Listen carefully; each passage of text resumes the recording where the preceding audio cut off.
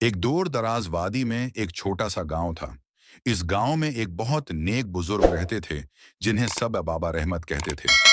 वो सफेद दाढ़ी वाले, नर्म लहजे के और हमेशा मुस्कुराहट चेहरे पर सजाए रखते थे।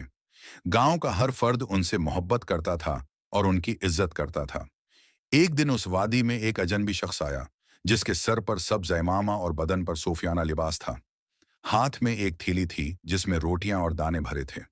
उसकी जबान पर हर वक्त अल्लाह और नेकी के कलमात जारी रहते। लोगों ने उसे देखा तो समझा कि शायद कोई अल्लाह वाला बुजुर्ग है। उसने ऐलान किया, मैं सारी मखलूक को खुलाना चाहता हूं, क्योंकि भूखों को खुलाना बड़ा सवाब है। जानवरों में हलचल मच गई। परिंदे, खरगोश, बकरियां और देगर जानवर उसके पास आने लगे।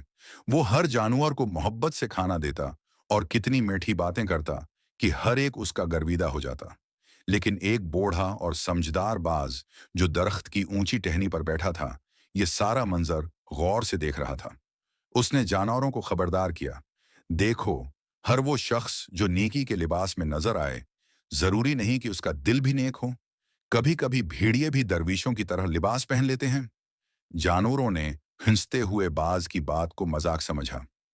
उन्होंने सोचा, ऐसा भला और अल्लाह का नाम लेने वाला शख्स कैसे धोखा दे सकता है।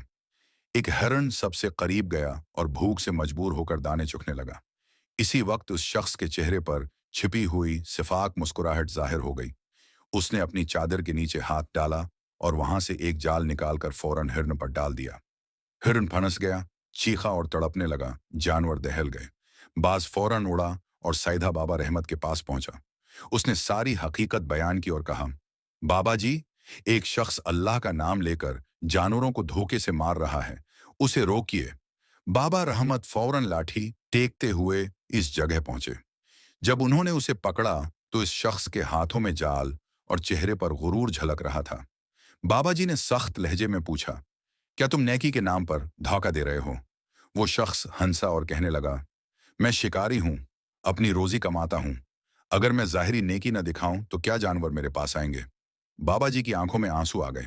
उन्होंने कहा, ऐ शख्स, रोजी तलाश करना बुरा नहीं, मगर नेकी के पर्दे में जुल्म करना सबसे बड़ा गुनाह है।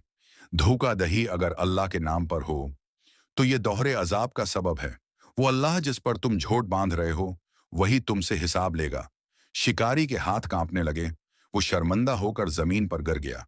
बाबा रहमत ने हरण को जाल से आजाद किया और हैवानात को मुखातब करके कहा, याद रखो, नेक चेहरा देखकर फौरन एहतिमाद मत कर लेना। असल नेकी दिल की नेकी है। और धोखा, चाहे जितना खूबसूरत लबादा ओढ़ ले, आखिर एक दिन बेनकाब हो जाता है। तमाम जानवरों ने यह सबक हमेशा के लिए अपने दिल में लिख लिया।